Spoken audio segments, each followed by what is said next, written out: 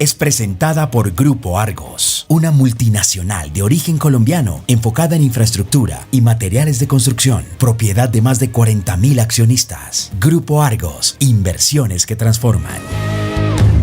Saludamos a esta hora al señor ministro de la Defensa de Colombia, el ministro Pedro Sánchez. Señor ministro, gracias por darnos unos minutos. Le agradezco mucho por su tiempo. Buenos días.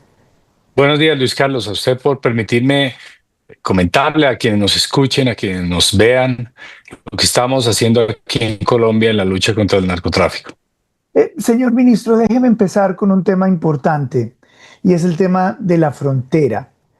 ¿Qué significa en términos de seguridad lo que ha ocurrido en Venezuela? Hay informes preliminares que dan a entender que el ELN, las FARC, que estaban en territorio venezolano, están buscando regresarse a territorio colombiano. Hay información de que el ELN quisiera de alguna manera hacer un acto de retaliación frente a lo ocurrido en territorio colombiano. ¿Cuál es nuestra situación de seguridad, la consecuencia de seguridad en Colombia? Hay dos tipos de reacciones, pero también con diferentes grupos que puede ocurrir. Una de ellas es la que acaba de mencionar, el cartel del narcotráfico del ELN, un grupo narcoterrorista que este año cumple 60 años de estar asesinando a colombianos, de estar reclutando menores, causando actos terroristas, y es muy celebrativo. Va a intentar mostrar su poder de fuerza por esa línea de, digamos, de celebración, pero también simbólica, porque recordemos que en diciembre ese cartel del narcotráfico y el terrorismo dijo que rechazaba las acciones o la manera como los Estados Unidos estaba actuando frente a Venezuela y determinó algo que llaman ellos un paro armado, que es simplemente un constreñimiento criminal como manera de rechazo. Entonces va a intentar buscar expresar de manera cobarde y violenta una fuerza que no tiene para enfrentar una fuerza pública, pero utiliza es con atentados terroristas en zonas urbanas especialmente. Esa va a ser una línea que va a intentar mostrar el cartel del ELN, que precisamente ahorita el 16 de enero se cumple un año de la masacre que cometió en el Catatumbo, donde asesinó a casi más de 200 campesinos en esta región, desplazó a más de unos 30.000 y confinó a más de 60.000.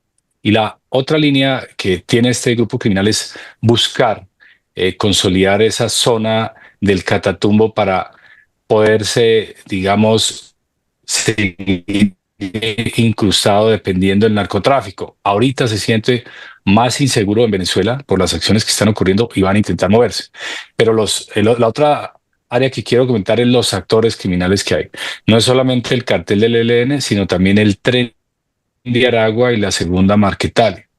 Tenemos información de que el criminal Iván Márquez está vivo, porque no tenemos esa confirmación. También intentaría salir de allá porque no se sentiría seguro.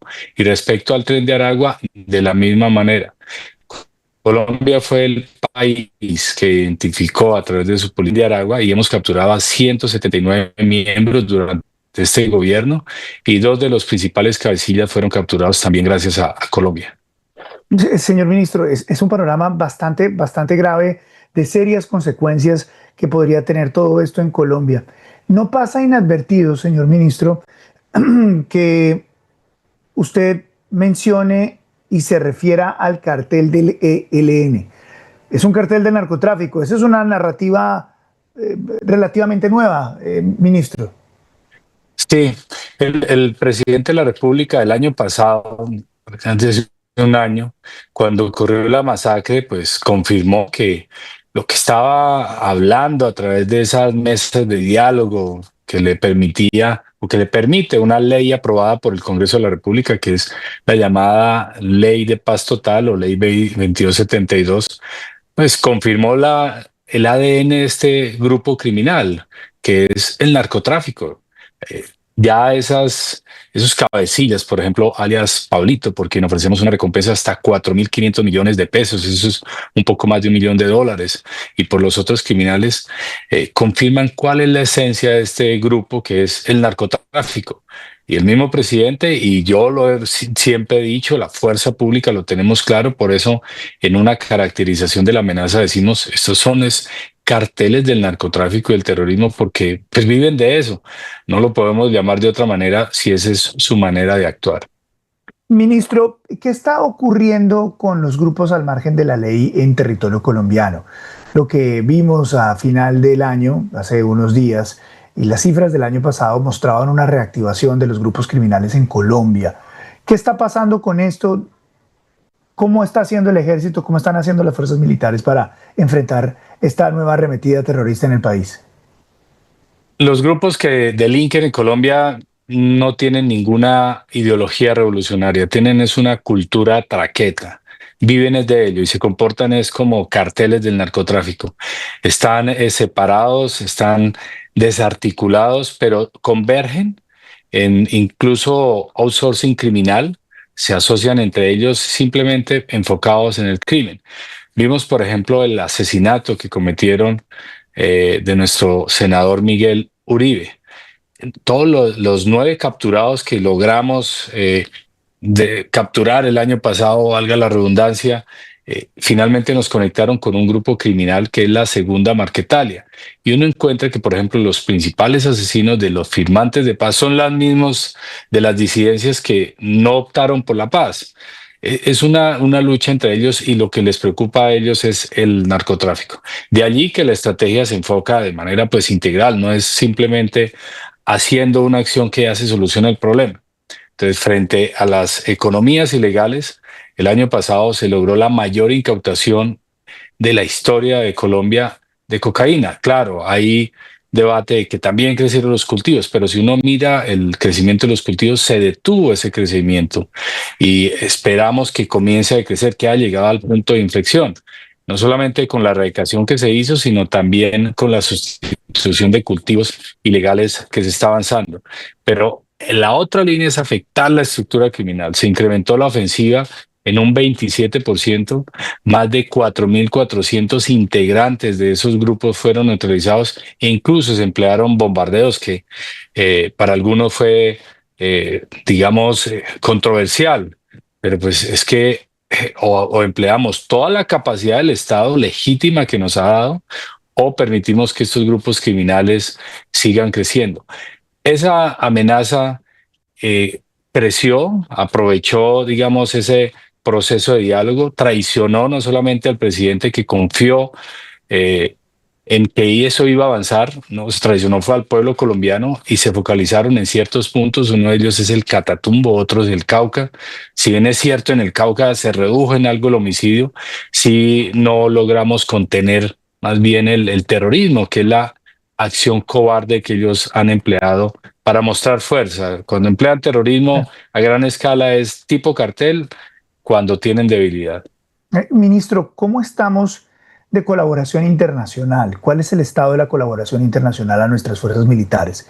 Dos de nuestros socios, otrora, Estados Unidos e Israel, están teniendo problemas diplomáticos con Colombia. Eso se ha visto reflejado en el campo, que de todo esta, muchas veces bulla, se convierte en realidad y se convierte en dificultad operativa, o eso no está pasando en nuestro país. Las relaciones con los Estados Unidos se mantienen supremamente fuertes.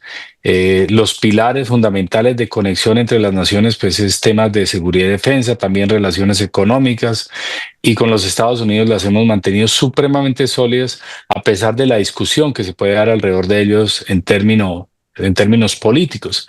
Pero en esta situación que está ocurriendo, hemos mantenido una fluidez permanente. Casi todos los días hablo con el encargado de negocios, John McNamara, de los Estados Unidos aquí en Colombia. Permanente hablamos con los militares y los asesores estadounidenses que están en Colombia. Desarrollamos muchas acciones para fortalecer capacidades también con los organismos de inteligencia con los cuales intercambiamos información, que son de los Estados Unidos, por ejemplo, ORA o el FBI. Mantenemos una constante relación y lo mismo ocurre allá en Estados Unidos. Mantenemos el flujo constante de entrenamiento, de fortalecimiento de capacidades. Y en el caso de Israel, pues la posición del señor presidente de la República ha sido clara. Con ello ya la interacción no es tan fluida como antes. Sin embargo, mantenemos las capacidades estratégicas como por ejemplo los aviones Kafir, es una capacidad estratégica que seguimos manteniendo hasta que ocurra la transición. En este momento yo creo que podríamos decir que de crisis, porque existe, digamos, esa crisis, ese ambiente, hay oportunidades también. Y las oportunidades es fortalecer aún más la cooperación internacional entre los Estados Unidos y el principal socio y aliado estratégico que tienen el hemisferio para combatir el narcotráfico, que es Colombia, que además exportamos estas capacidades a otras naciones, entrenándolos para desarrollar con mayor efectividad la lucha contra el crimen organizado transnacional, especialmente el narcotráfico. Colombia apoyó militarmente, estratégicamente a Estados Unidos en algo en la operación contra Nicolás Maduro. No, para nada. Ni apoyó a Estados Unidos, ni tampoco apoyó a Venezuela. Nuestro enfoque es solamente lo que dice la Constitución, emplear nuestras capacidades para proteger a los colombianos. Son decisiones autónomas de cada una de las naciones y nosotros simplemente nos enfocamos en proteger a los colombianos como de bien. Pues, señor ministro, muchísimas gracias por darnos unos minutos, ayudarnos a entender cuáles son las consecuencias de lo que ha pasado al lado de la frontera, qué está haciendo el gobierno colombiano, qué está haciendo las fuerzas militares para combatir el narcotráfico y el terrorismo que tan duro nos están pegando en estos días. Le agradezco mucho por su tiempo, es usted muy amable, muy gentil. A usted, Luis Carlos, muy amable y un feliz día. Muchas gracias. Permítame mandarle un saludo a todos los hombres y mujeres que hacen parte de nuestras fuerzas militares que comanda usted, que usted sabe, los llevo en el corazón y los respeto enormemente. No, yo solo tengo gratitud por esas palabras, esos gestos que usted siempre ha tenido, Luis Carlos. 410.000 hombres y mujeres que a diario entregamos todo a pesar de la adversidad, a pesar del dolor. Entendemos obviamente el problema que tenemos en Colombia, problema de décadas que debemos solucionar, igual que el problema de las drogas es problema de décadas, un problema que depende también de los consumidores. Sí, yo sé que los Estados Unidos hacen un esfuerzo muy grande por eliminar el consumo allá, pero si no lo ha podido eliminar, pues tampoco la producción es tan sencilla de eliminar. Son más de casi 2 centenares o casi 200 militares que han muerto y policías que han muerto el año pasado defendiendo a los colombianos, pero también interrumpiendo ese flujo de narcóticos a los países consumidores. El año pasado fueron casi 1.000 toneladas que incautamos, eso equivale a unas 12.000 millones o más de dosis que dejaron de llegar a los países consumidores.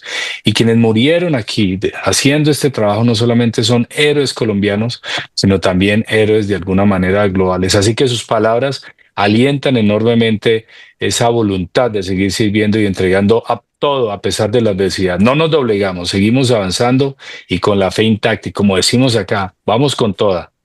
Gracias, ministro. Un abrazo enorme, gracias. Es el señor ministro de la Defensa, el señor Pedro Sánchez, acompañándonos esta mañana acá en Vélez por la Mañana.